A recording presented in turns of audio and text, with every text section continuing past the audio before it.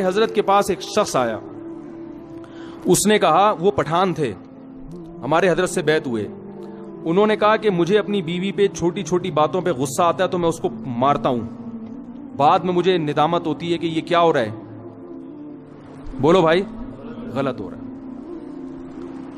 لیکن اللہ کا خوف تھا نا, تو ان کو احساس ہو گیا کہ میں جو بیوی کو بلا وجہ مارتا ہوں, بلا وجہ کیا مارنا تو بہت سخت حالت میں اللہ نے اجازت دی ہے, بہت ہی کوئی معاملہ خراب ہو جائے تو ہاتھ اٹھانے کی اجازت دی ہے. ہمارے نبی صلی اللہ علیہ وسلم نے پوری زندگی اپنی کسی زوجہ پر ہاتھ, بولو بھائی, نہیں اٹھا. یہ نبی کے اخلاق تھے. ہمارے ہاں بعض لوگوں میں رواج ہے جانوروں کی طرح کوٹتے ہیں, پیٹتے ہیں, تمیز سے بات ہی نہیں کرتے. جب بات کریں گے, یعنی حضرت مفتی تقی عثمانی صاحب ایک بیان فرما رہے تھے کہ ایک شخص نے, فرماتے ہیں, مجھے بتایا میرے والد صاحب کو کہ میں جب گھر میں جاتا ہوں تو سب گھر والے ڈرنا شروع ہو جاتے ہیں, کانپنا شروع ہو جاتے ہیں. تو بڑے فخر سے بتا رہا تھا کہ میرا گھر میں اتنا روب ہے. تو فرمایا کہ یہ قابل تعریف نہیں ہے. ہم نبی کو اگر فالو کرنا ہے, نبی کی اتباع کرنی ہے, تو صحیح حدیث ہے, حضرت عائشہ رضی اللہ تعالی عنہا فرماتی ہیں کہ آپ صلی اللہ علیہ وسلم جب گھر میں داخل ہوتے تھے تو مسکراتے ہوئے چہرے کے ساتھ داخل ہوتے تھے. تو مجھے جب کسی نے بتایا نا ایک طالب علم کا قصہ کہ وہ گھر میں داخل ہوتا ہے تو گھر والے کانپنا شروع ہوتے ہیں, میں نے کہا وہ کوئی چنگیز خان کی اولاد ہوگا, پھر وہ اس کا اصلاحی تعلق کس سے ہوگا؟ چنگیز خان سے. چنگیز خان بھی جب بغداد آیا تھا نا تو سب کیا ہو گئے تھے؟ کانپنا شروع ہو گئے. تو بھائی ہم محمد صلی اللہ علیہ وسلم کی روحانی اولادوں میں ہیں, ہم چنگیز خان اور فرعون کی اولادوں میں نہیں ہیں. تو گھر والوں کے بارے میں بھی آپ صلی اللہ علیہ وسلم نے اخلاق بتائے ہیں. ہمارے ہاں جو طاقتور مرد ہوتا ہے وہ عورت کے حقوق پی جاتا ہے. وہ شریعت صرف عورت کے بارے میں جانتا ہے, اپنے بارے میں شریعت نہیں جانتا. کہ میں جو اتنا غصہ کر رہا ہوں بیوی کے اوپر, بلا وجہ بات بات پہ سختی کر رہا ہوں, کھانا تھوڑا دیر سے پک گیا تو اس کو مارنا شروع کر دیا, ڈانٹنا شروع کر دیا, تانے دینا شروع کر دیے, اس کے بارے میں بھی قیامت کے دن مجھ سے سوال ہوگا. ایک میں واقعہ سناتا ہوں پھر اپنی بات کو ختم کرتا ہوں. دیکھو, ایک صحابی نے اپنی ایک باندی تھی, عبداللہ ابن رواحہ رضی اللہ تعالیٰ عنہ, بڑے مجاہد صحابی تھے. عبداللہ ابن رواحہ بڑے مجاہد صحابی تھے. ان کی ایک باندی تھی, وہ باندی بکریاں چرایا کرتی تھی, ریوڑ لے کے جایا کرتی تھی. تو ایک بڑی اچھی خوبصورت بکری تھی, بڑی نسلی بکری تھی. عبداللہ ابن رواحہ نے اپنی باندی سے کہا, آپ لوگ کی توجہ ہے نا, مجھے اصل میں ذرا چیخ کے بولنا پڑ رہا ہے تو کیونکہ وہ اسپیکروں کا سیٹ اپ تھوڑا سا اخپل طریقے والا ہے آپ لوگوں کا, تو اتنا چیخ کے جو ہے نا آدمی پھر سنائی تو صحیح دے رہا ہے, لیکن وہ اس لیے دے رہا ہے نا کہ میں بہت چیخ رہا ہوں, بیان ہو رہا ہے چیخنے کے خلاف اور چیخنا مجھے خود پڑ رہا ہے. وہ ایک مولوی صاحب تقریر کر رہے تھے, میں ان کی تقریر سننے گیا, وہ بہت چیخ کے بول رہے تھے حضرت علی نے فرمایا. وہ اتنی زور زور سے بول رہے تھے میرے کان میں تکلیف شروع ہو گئی. میں نے کہا کہ حضرت علی نے کیا اتنی زور سے فرمایا تھا؟ ہے بھائی جیسے حضرت علی نے آرام سے فرمایا تھا تو امام صاحب آپ بھی آرام سے ہی فرما دیں. تو آرام سے ہی بات کرنی چاہیے نا, چیخنا چلانا یہ شریعت میں پسندیدہ کام نہیں ہے. لیکن لاؤڈ اسپیکر ہی وہ آپ لوگوں کو شاید اتنا اندازہ نہ ہو سسٹم کا, تو اس لیے مجھے چیخنا پڑ رہا ہے بہت زیادہ.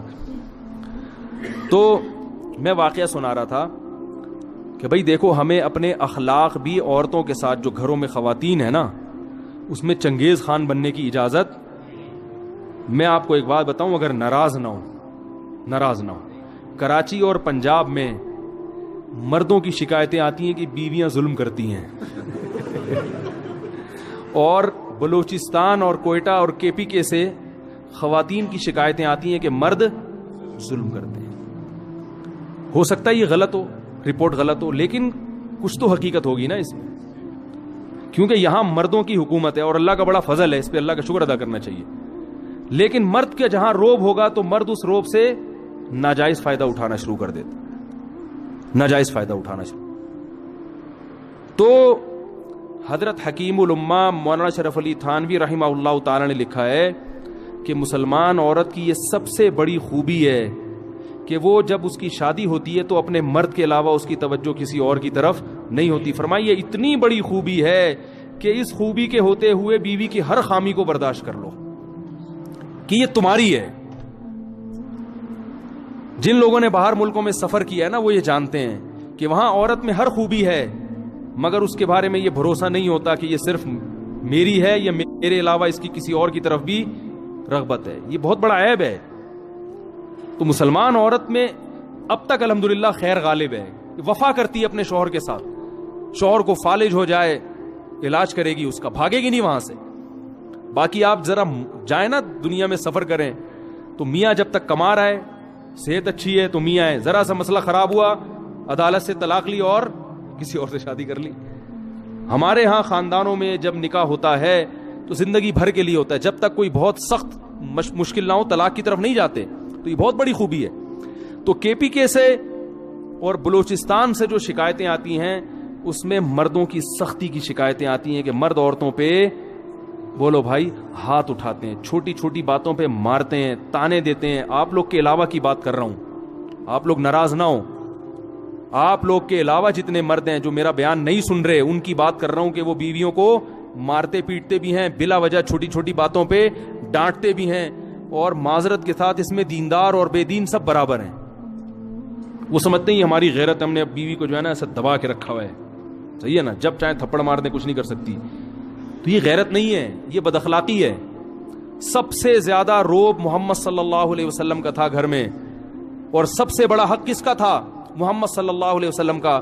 لیکن پوری زندگی آپ نے کسی زوجہ پہ ہاتھ نہیں اٹھایا. آپ کہیں گے کہ بھئی ان کی بیویاں اتنی فرما بردار تھیں, جو کہو کر دیتی ہوں گی. ایسا نہیں تھا, فرما بردار تو تھیں, لیکن میاں بیوی میں جو اونچ نیچ ہوتی ہے وہ ہمارے نبی کے گھر میں بھی ہوتی تھی.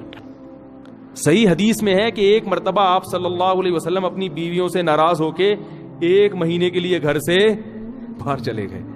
کیونکہ جب میاں بیوی کا رشتہ ہوتا ہے تو پیغمبر کا اور امتی کا رشتہ الگ ہے اور شوہر بیوی کا رشتہ الگ ہے. اور اللہ نے آپ کے گھر میں یہ واقعات اس لیے ہونے دیے تاکہ امت کو سبق ملے کہ بھائی اختلاف کے وقت کیا کرنا ہے.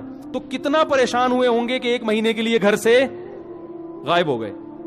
فرمایا میں نہیں آؤں گا قریب کسی کے. اور جب 29 تاریخ ہوئی ہے نا تو گھر چلے گئے. صحابہ نے کہا یا رسول اللہ بھی 30 دن پورے نہیں ہوئے. آپ نے فرمایا مہینہ 29 کا تھا. ٹھیک ہے, مہینہ کس کا تھا؟ ناراضی کو ختم کر دیا پھر. لیکن ایسا نہیں کیا کہ ناراض ہوئے تو گھر میں چیزیں توڑنی پھوڑنی شروع کر دی ہوں اور اٹھا کے مارنا پیٹنا شروع کر دیا ہو, جو آج ہمارا حساب کتاب ہے. ہاں کوئی بہت ہی ٹیڑھی پسلی کی عورت ہے, بالکل ہی سدھرنے کا نام نہیں لے رہی, تو شریعت نے پھر مجبوری میں ہاتھ اٹھانے کی اجازت بھی دی ہے. لیکن ایسی عورتیں ہمارے معاشرے میں ان کا ریشو بہت کم ہوتا ہے, خاص طور پر ان علاقوں میں تو فرما برداری کا عنصر زیادہ ہے. تو اس میں ایک چیز میں ایک حدیث آپ کو سناتا ہوں, اس کے بعد اپنا بیان ختم کرتا ہوں. عبداللہ ابن رواحہ رضی اللہ تعالیٰ عنہ, عرب جو تھے نا یہ عورتوں پہ بڑے سخت ہوا کرتے تھے, خاص کر قریشی. جو قریش کے قریشی لوگ تھے نا یہ بیویوں پہ کیا ہوتے تھے؟ سخت ہوتے تھے. لیکن اسلام آنے کے بعد کیسے تبدیل ہوئے؟ عبداللہ ابن رواحہ رضی اللہ تعالی عنہ نے نبی وہ اپنی باندی سے کہا کہ میری اس بکری کی خاص طور پر تم نے کیا کرنی ہے؟ حفاظت کرنی ہے. تو اللہ کی قدرت کہ وہ بھیڑیا آیا اور اس بکری کو کھا گیا. عبداللہ ابن رواحہ کا غصہ آیا اور انہوں نے 1 تھپڑ لگا دیا باندی کے, صرف 1 تھپڑ مارا ہے, بیوی کے نہیں بلکہ, حالانکہ باندی کا درجہ بیوی سے, باندی تو نوکر ہوتی ہے نا, غلام ہے, لونڈی ہے, اس کا وہ مقام تھوڑی ہے جو بیوی کا ہے. 1 تھپڑ لگا دیا. عبداللہ ابن رواحہ رضی اللہ تعالیٰ عنہ چونکہ مسلمان ہو چکے تھے نا, زمانہ جاہلیت میں تو ہوتے تو 20-30 تھپڑ مار دیتے کہ بھئی اس نے غلطی کی ہے.